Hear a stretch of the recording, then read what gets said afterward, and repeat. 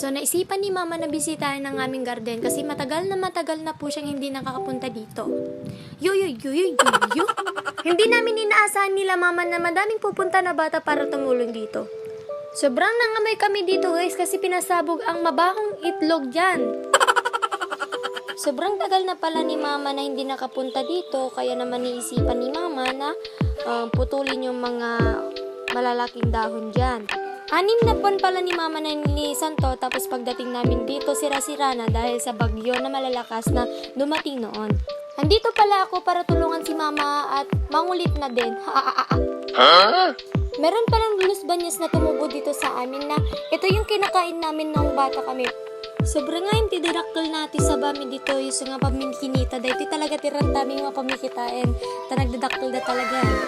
Yung mga malalaking dahon pala guys, yung mga alukon po yan at saka karamay po. Sa tagal na hindi nakapunta ni nanay, kusa na po silang lumaki.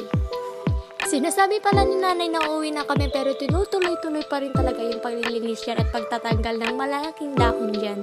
So, uuwi na kami guys. So lang yung last part. Bye-bye!